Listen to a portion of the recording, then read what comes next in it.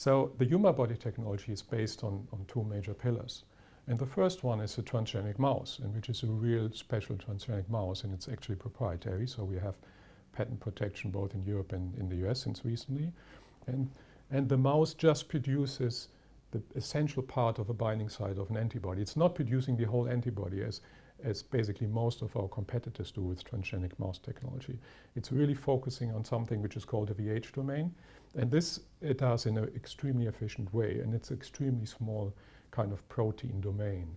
And so that is the first pillar. So when a company or we have a certain target, we immunize the mouse, and the mouse produces all these nice VHs against this special target. So that is basically the first part. And what we are then doing, we select the best VHs, the best binders against these targets, and do a lot of formatting work. So what does it mean?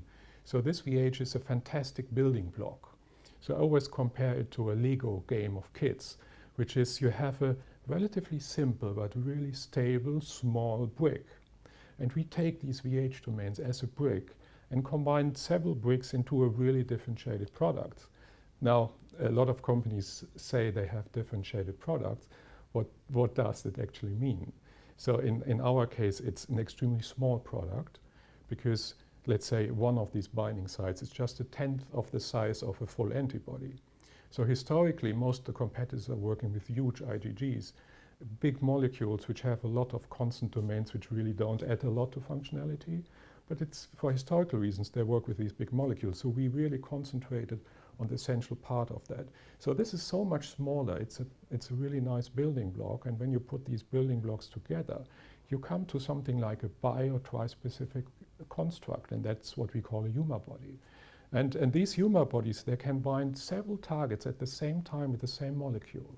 And a molecule which is extremely efficient because, for instance, since it's so small, it really penetrates fantastically well to tissues and tumors. That is one reason why we're really focusing on oncology.